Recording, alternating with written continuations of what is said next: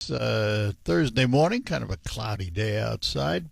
Later on, after the 10 o'clock news, State Rep Bill Schuette, Bill G. Schuette, you got to have the G in there, will join us for a bit, and then we'll have open phones at 11 o'clock. Ken Buck from Buck Insurance on Focus.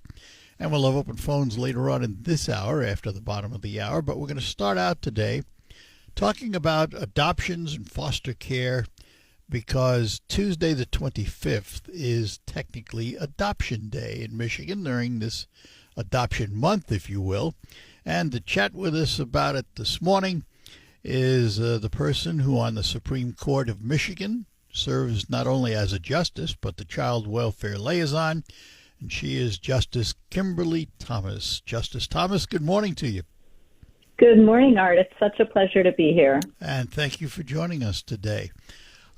So let's start with just an overview of Adoption Day and how this celebration came about. Of course. So November is National Adoption Month, and that's really, a goal of thinking about reminding us how every child deserves a safe, stable, and loving home. And so, from that, we started Michigan Adoption Day here in Michigan.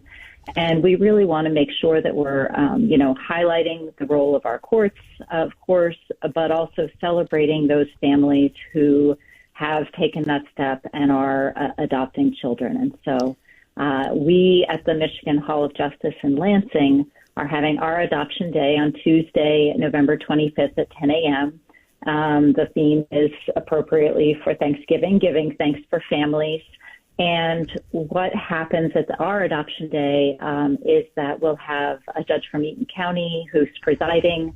We'll have remarks from officials. We'll also have families who are finalizing their adoption, and so that will be the day in which they're finalized there.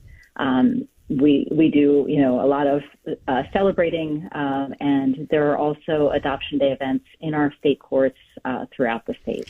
I was going to say a number of courts hold those adoption finalizations, don't they? Yes, they do. So I know, Berrien County, Wayne County, Washtenaw County, I know for sure are ones that are having them, next week, but some of them are sprinkled throughout the month and, after Thanksgiving as a way to really, celebrate that permanency and reunification of those families. Tell us a little bit about the awards winners, because I know you give out some awards on Tuesday. We do. So at the Hall of Justice, there are two awards. There's one is the Daniel Wright Lifetime Achievement Award, and that award is going to Judge Ackert, Terrence Ackert, who's out of Kent County. He really has been instrumental in his leadership in highlighting the necessity of having permanency for Michigan's kids and his county, and has also done tremendous work statewide and thinking about how to improve our entire child welfare system. And so he's had a tremendous impact both on the children and families in his county, but also, helping to move us all forward in Michigan. And so we're really excited to celebrate him on Tuesday. Our other award is for a non-judicial official. It's the Maura Corrigan Foster Family Achievement Award. That award is going to Brooke Frusti, and she is a foster and adoptive parent from Negaunee, which is up in the Upper Peninsula. She's being honored for her commitment to children, and she has, together with her husband, opened her home. Their adoptive parents to 8 children and foster parents to an additional 5. And so she has really, exemplifies the idea that we're trying to provide these stable and safe permanent families for children. And we're really excited to meet her and to celebrate the work that she's done.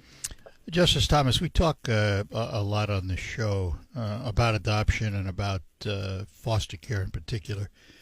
Is the foster care system broken or at least cracked? There's always work to do. We have about 10,000 children in Michigan who are in our foster care system. Some of them are working to reunite with their parents. Some of them have parents whose rights have been terminated. Right now, we have about 250 children that are waiting for permanent families and who are legally eligible for adoption. So there's a lot of young people who need our help and they need that stability. Last year we had about 1,600 children who were adopted through the Michigan Department of Health and Human Services and private agencies, and so there's a lot of need there. And so there's work to do to support those young people to give them the families that they deserve. Is the biggest need in finding foster care families? There's certainly need in finding foster care families, finding adoptive families. So if you have listeners who have, been thinking about that, I certainly would encourage them to, to take that next step, to think how they can support either on a temporary basis or on a longer term basis, children who are in our court system and, really need that love and support and permanency. If you could tweak the system any way you wanted, would you make any changes? I think that, until every family has the support they need and every child is in a safe and loving home, then there are changes to be made, right? That's the goal. And, we may not get there in my lifetime, but I think that, we need to, in our court system, we need to have that as our North Star, right? Because that's the goal. So, there's a lot of work that, so the State Court Administrator's Office is a sort of support for resources for our local courts. And we try to, give them technical assistance, help them know what are best practices. So when there are things that we can do better, that those are available, that everyone in the state knows about them, that they have the support that they need to accomplish that, that we can use data to track and understand where we have gaps. The state court also runs our foster care review board program. And so what that does is they take random samples of foster care cases and as well as ones that are flagged for them and look at whether what's happening is appropriate. What's happening is achieving permanency, so really trying to make sure that, young people are getting the care that they deserve. So really trying to support our local courts in the work that they're doing to do that. And is the process of becoming a foster parent or an adoptive parent, obviously there has to be vetting, but is the process cumbersome, or have we streamlined it? Is it relatively easy? I think, it depends on your perspective, but, like I said, there for adoption, the one agency that, that helps support Adoption Day is the Michigan Adoption Resource Exchange. So they have a website. You can go on there and look at, becoming an adoptive parent. So that might be one option. Obviously, the courts, the local courts and the Department of Health and Human Services work to, with foster care families. So I think every family, I think it's probably hard the first time because it's new, but, I think that we're trying to make it accessible to families. And of course, many young people, their relatives help support them. And so those can also be tremendous resources, to help support the children who are in our court system. Well, Justice Thomas, remind everyone again where your ceremonies are going to be on Tuesday. Yes, so we're at the Hall of Justice in Lansing. Our ceremony is at 10 a.m. We are so excited to finalize those adoptions. Of course, our courtrooms, including the Hall of Justice, are usually pretty serious and weighty places. And so I am incredibly excited to see smiling children and teddy bears and, really, take a day to celebrate these families. So I'm really looking forward to it. Well, I really appreciate the efforts. I have to tell you, I have a friend who's an appeals court judge, And he's got me hooked on watching the YouTube playbacks of the appeals court. And I sit there going, why am I watching this? And my father was a lawyer, so Fantastic. Well, both our appeals courts and the Michigan Supreme Court are available online, so we really want to make sure that people, if they're interested, can tune in and see what our court does and understand that. So we appreciate your watching the YouTube channel. Well, Justice Thomas, it's been a pleasure. Thank you very much for joining us. We appreciate it. Thank you so much, Art. You have a great day. You too. Bye-bye now. Take care. Justice Kimberly Thomas from the Michigan Supreme Court. We thank her for joining us. We'll have open phones for the remainder of the hour. 989-752-6111, the number to call if you want to participate. Gotta go.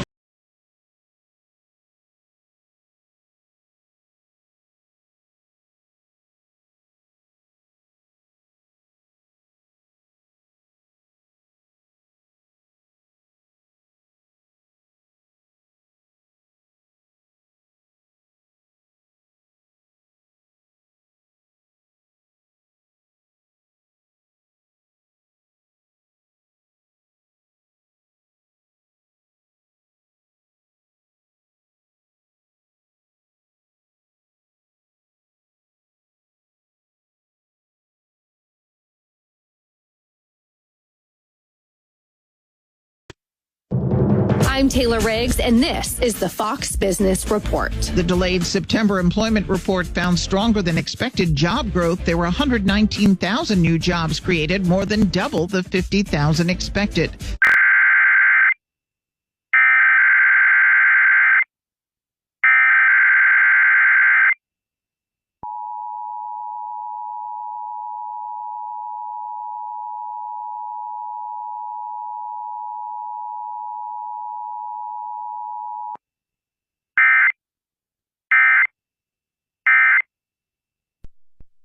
This is a test of the All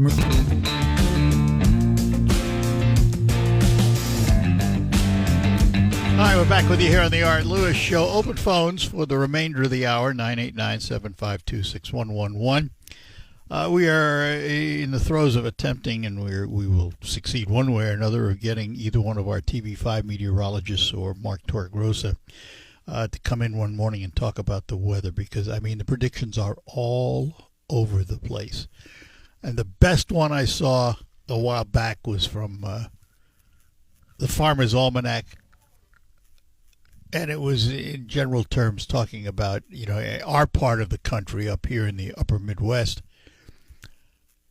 50% chance of colder than normal, 50% chance warmer than normal, 50% chance more snow, 50% chance less snow. And I went, there you go. Well, now I pulled a story down from, this was in USA Today, I think. The headline is a snowstorm in the Thanksgiving weather forecast. It goes on to say, bad weather is brewing. And they describe it as a sprawling storm, which will cause some travel headaches Thanksgiving week.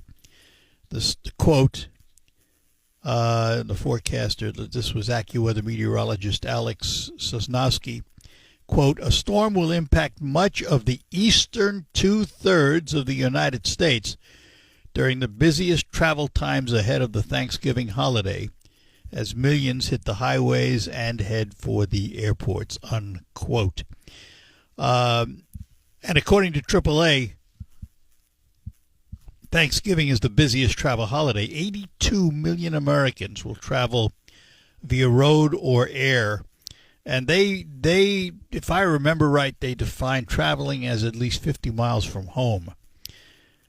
They say this storm primarily will be a rainmaker, though some snow is possible along the very northern edges. And they're expecting travel delays next Tuesday and Wednesday as the storm rolls through the Midwest and into the Northeast. They say it likely will come out of Texas into the Midwest by Tuesday into Wednesday, covering an area from northeast Texas through Arkansas, eastern Missouri, the southern half of Illinois, travel delays across the central parts of the United States. It seems plausible, quote, that thunderstorms could impact travel through Atlanta or Florida. That comes from Houston-based meteorologist Matt Lanza. Winds could impact flights in Chicago and Minneapolis. The storm will lose some of its impact on Wednesday and some of its moisture. But it doesn't. It does say that while the storm will weaken, it will move into the Ohio Valley and cause still some delays Wednesday into Thursday. And then cold air coming down from Canada will meet the moist air over the Great Lakes. Guess what we get? Could be some snow. The upper Midwest and northern lakes, we probably will get some snow next week. Wisconsin, northern Michigan, upper peninsula of Michigan. And temperatures, remember what I said about they were saying, 50-50 chance? They describe temperatures next week on a roller coaster across the nation. Following a warm start to November in the west and a cold start in the east, a significant pattern change is likely later in the month and into December. During Thanksgiving week, a colder pattern is likely for the west and northern plains, while milder air overspreads the east. So that's one story. The next story I pulled out, weather-related. Headline is, why an unusual phenomenon will cause a frigid December in the United States. And as you read these articles, you realize nothing's cut in stone. They're saying December might be extra chilly this year across parts of the United States because of a weather phenomena unfolding miles above the North Pole. You want to know what the name of this strategic system is that's going to cause all this frigid air? It's called the Sudden Stratospheric Warming. You heard me right. The Sudden Stratospheric Warming. And it happens once every other winter on average, but rarely in November. Despite the name, its occurrence does not apply there'll be any sudden warming where people live. In fact, it is almost the opposite. And they are saying that the sudden stratospheric warming can cause cascades of cold air down through the atmosphere, sometimes causing very cold air to spill southward. We would look at it as a polar vortex. Remember those polar vortexes? So anyway, who knows what we're going to see? And they say for an event to qualify as a major sudden stratospheric warming, several meteorologic thresholds must be met, including a rapid rise in atmospheric temperatures and sharp deceleration in winds. A minor warming event only requires a rapid rise in temperature. And the reason they pay attention to it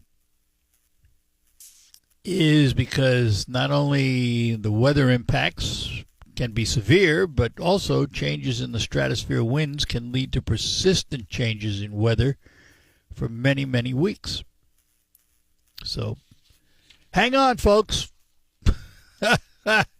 Don't know what we're going to get, but it's a 50-50 chance it'll be something. Oh, my goodness. And they mentioned, by the way, the polar vortex. Remember the polar vortex in 2014? Turned out to be one of the coldest winters. That was the polar vortex that spilled down. But who knows? In a couple of months from now, which will fly by, come early spring, we'll be looking back and saying, well, what kind of winter did we have? Because living through it is the only way we're going to know what it really is going to be like. That's all there is to it. All right, lines open for you, 989-752-6111. Let me talk about Quick Lane Freeland and McDonald Ford property land.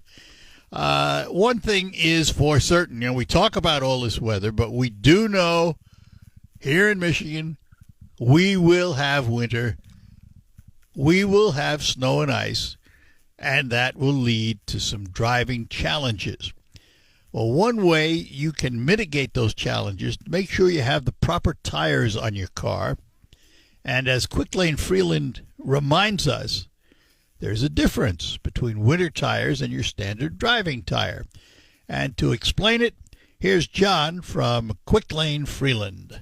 Hello, Art. Yes, winter tires are made with a pliable rubber compound that includes silica to stay flexible and maintain grip in freezing temperatures, unlike harder all-season tires which stiffen and lose traction in the cold. This flexible compound allows the tire to better conform to the road surface, providing superior grip and traction on snow and ice to keep you safe. Thanks, John. Stop into Quick Lane Freeland, have them check out your tires. And also have them check out your cooling system, because that's another important element as winter comes upon us. While you're there, don't forget McDonald Ford has all the new Ford models in stock and a range of quality pre-owned vehicles for any budget. Quick Lane Freeland and McDonald Ford. And don't forget, at Quick Lane Freeland, all tires are only $5 over cost. All tires all year. Quick Lane Freeland and McDonald Ford, two names standing ready to serve all of your automotive needs. Rocket Grab Plus. But it's not to say it won't happen, but those rates are, they've had to. There's a lot of insurance companies left some of those states because of the claims they had to pay out. So it's we've let's face it, we live under the influence of weather. And weather will play a role in our lives, whether we like it or not. And that includes what we pay for insurance. It's the nature of the beast. Yeah. So nothing you can do about it. So don't lose any sleep over it. So. Hey, one other topic I wanted to mention. Yesterday I was flipping through the stations and a group of Democrats. I once served a few years ago in the military, and when you sign up and take that oath, your Social Security number, you become part of the government, and you can't damage or hurt yourself, or you can get in trouble. Honorable discharge.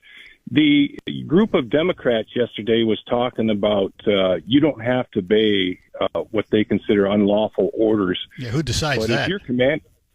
Yeah, that's what I was going to say. And then in that video, they said that we have your back. If you go to a military court on base, there's no senators, and there's nobody there that's got back. It's just you and that panel of judges. And a JAG officer, if you're lucky, right? Yeah. Yeah. So I don't understand why they were trying to gen up. First of all, I think it was stupid for them to put that video together, and I'm really disappointed in Slotkin, who kind of led the way. That is a dumb thing to say. First of all, who decides what law is legal and what law, or what order is legal and what order isn't? Is that the way we live our lives? We decide what law we're going to follow because we decide whether it's legal or not legal? Of course not. You're in the military. You swore an oath and an allegiance to the country and to the orders that you're going to get. And if you lose that discipline where everybody makes their own decision as to whether they're going to follow the orders or not, you don't have a disciplined military anymore. It was a stupid thing to say, in my opinion. Yeah. Yeah, I just wondered your opinion on that. Yeah, well, you got it. All right. All righty, sir. You have a good one. Enough. Thanks. Bye-bye now. Yep. Bye. All right, we're going to take a quick pause here. Be back. Lines open for you, 989-752-6111. That directs the Department of Justice to release the Jeffrey Epstein files in the next 30 days. I got to say a few things about it. I've been avoiding it, mainly because I don't care. I mean, it's turned into a political football. To my friends on both sides of the aisle who want to turn this into some political advantage, be careful what you ask for. I am willing to bet that when the list of people that are identified in these files is released, there will be names on both sides of the aisle, from the lowest to the highest. So just remember, if you want to turn this into some political advantage because your opponents may be on that list, be careful what you ask for, because it'll come back to haunt you. I just think that it's time to move on in the world. Epstein was a slug, no doubt about it. It's too bad he took his own life, because I would have liked to have seen that trial. But that's where my interest stops. I'm done with it. We have bigger things to worry about in this country. But they've turned it into this political thing. Everything gets turned into political. You notice that? Nothing happens anymore that doesn't have some political overtone to it. He said, she said, he did this, they did this. And I have to tell you, having done a show like this for a long, long time, I'm getting tired of it. And I don't mean maybe. I used to be a political wonk. Watch the conventions, front to back, every one of them. Wanted to know what was happening. Today, I almost avoid it if I can. And I can't totally, because I'm still responsible to do this show. So I have to do certain things to keep abreast, although I'm probably not as good at it as I used to be in terms of keeping abreast of things, because I have a great deal of trouble researching the things that I have no interest in anymore. But I do it anyway, some of it anyway. And I certainly don't know what the answer is. How do we bring civility back into the political process when we have an uncivil social media, which I blame for a lot of this discourse in this country today? How many times do we now have news stories, or what purports to be a news story, that the entire content is almost quoting somebody of what they said on social media? He said this on X. She said this on Instagram. It's ludicrous. It's just ludicrous in my world. And I don't have an answer. I do not have an answer, because you hear the word censorship and fake news and all that stuff. Here's the problem with trying to correct that. What is fake news? One person's fake news is another person's reality. Now, my view of fake news is when the news is shaped by opinion, or whether that opinion causes the newsmakers to alter the presentations to look one way or another. There's a lot of ways to describe fake news. But in the end, it all comes down to us exercising self-restraint, which isn't going to happen. Not in my lifetime, I don't think. All right, look, I just looked at the clock, so I got to end this hour. Next hour, we'll be starting out talking to Representative Bill G. Schuette. He'll be with us for about 15, 20 minutes, and then we'll have more open phones to end that hour. So stick around with us here on the Art Lewis Show. It's a joy to watch your kids. Representative Bill G. Schuette, and then more open phones. Broadcasting from the